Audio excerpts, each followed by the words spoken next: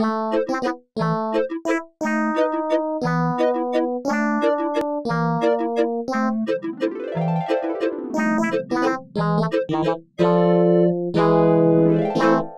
I was a big Harry Potter fan, you know, as a kid and as a teenager.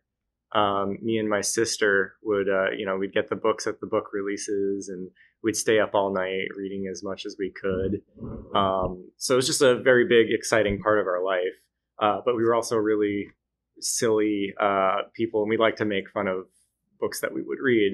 So my sister and I would just come up with parodies of Harry Potter all the time, and she had little puppet versions that she would draw of them, and she'd do little comic strips just for fun.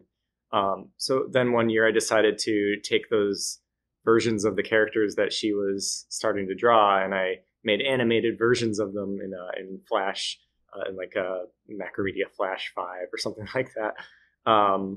And so I like came up with voices for them, and I wrote this little script, almost kind of as a surprise to her. I am Snape, the potions master.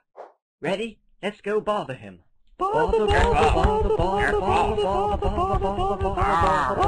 bother. And then it ended up taking off and doing really well on newgrounds.com and a bunch of other websites. And so this was like 2003. And the Harry Potter fandom really locked onto it because I guess just because it had that insider knowledge of Harry Potter references and stuff. It wasn't just a parody from someone who didn't like Harry Potter. It was a fan creation that didn't take itself very seriously. So that was the beginning of it. A good Harry Potter parody. I mean, for me, I always end up writing the skits a little bit mean.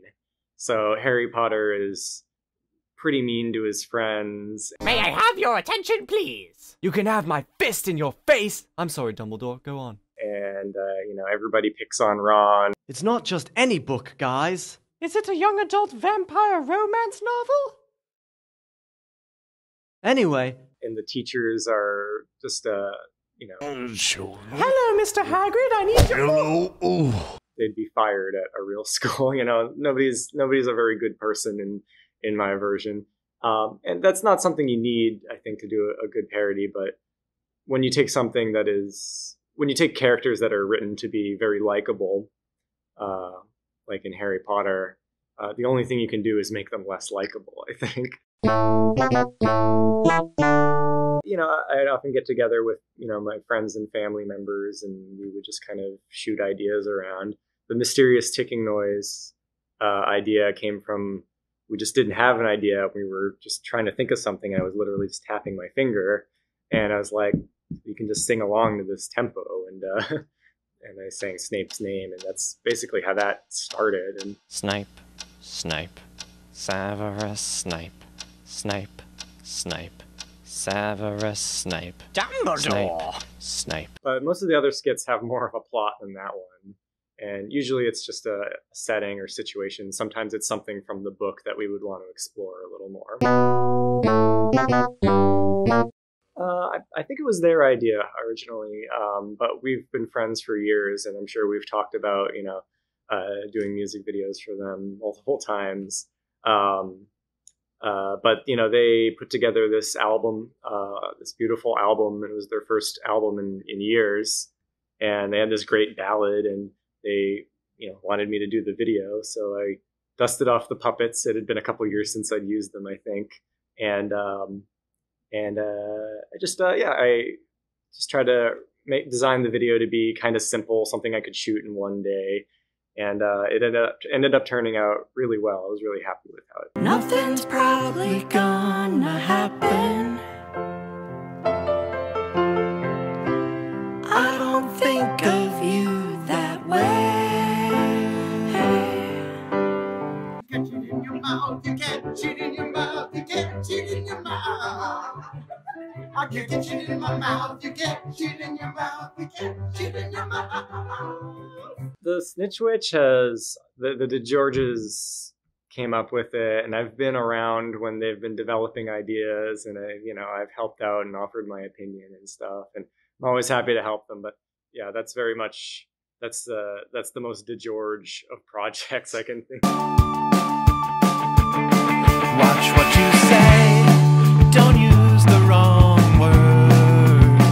That spell you cast, don't let it be your last. Without them, I don't think I would be very involved in the Harry Potter community anymore. They're really enthusiastic people who I think just understand other artists really well, and they have been doing it for I don't know how many years, but also since the early to mid 2000s, and they've managed to keep keep their lives and keep their experiences at these conventions and doing shows really fresh. And a lot of that has to do with like just goofy ideas like the Snitch Witches and writing musicals. I think maybe. I mean, that's just it's not something I think about really. I just they're just great partners. I'm always excited when I can be at a convention with them. They're just very fun people. I guess that's the point I'm trying to make. But I mean, LeakyCon is amazing just in general. I've been going for many years too. And the experience here, even when I'm stuck at my merch table just selling things, is really fun because I get to talk to all these Harry Potter fans, and they're all really sweet, sincere people. Yeah, sometimes they only know one video. Sometimes they know a lot of videos I've made. Sometimes they remember the animations. Sometimes they are younger than the animations. So I meet all sorts of different fans. I meet people who've never heard of it, but they're still checking out the stuff because they think it's cute. But almost everybody here knows Harry Potter and has a special appreciation for that world that I can really relate. Well, I have to correct you. But it's a common misconception, but Neville is a butternut squash, not a potato. Oh, that was fun. Oh, hi Neville. Hello, Harry, Hermione, Ronald. What's up, guys? But I only learned what a butternut squash is because I bought one to play Neville. I always they don't look very appetizing. They're more of a decorative gourd, I think, but they're not even a pretty color. They're just a kind of a flesh color. So I thought, well, I don't want to make a new puppet, so I'll just use a vegetable and draw on it.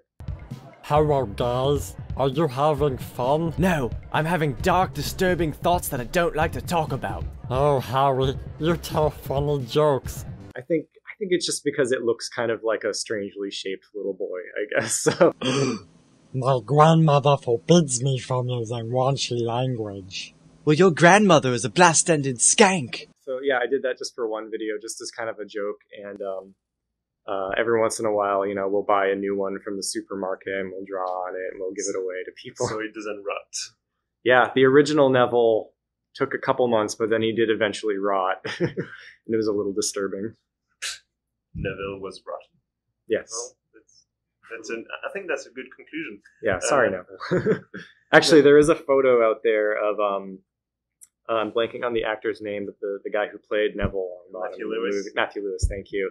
A fan is presenting him with their own butternut squash with the face drawn on it, and he's just kind of looking at the camera like, okay.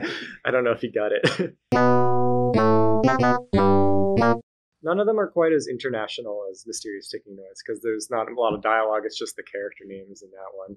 Severus Snape. Dumbledore. Snape. Ron. Snape. Ron. Severus Ron Snape. Weasley. Snape. The other ones are a little more written, they're a little more, back and forth jokes and stuff.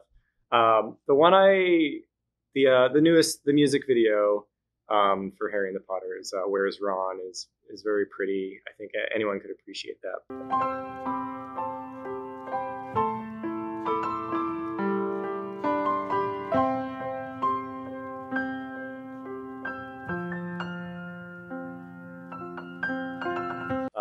My favorite skit is probably Neville's birthday, even though it's a really mean-spirited skit now that I look back on it. Oh boy, look at my cake.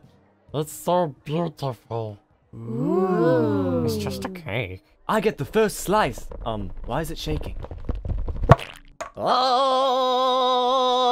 But that one has the most props and has a lot of color, and it's got songs, and it's got all these different characters in it. It's got an explosion. It hits all the marks that you want for a puppet show, and that's probably the one I like revisiting the most. Great. Well, thank you very much. Yeah, thank you.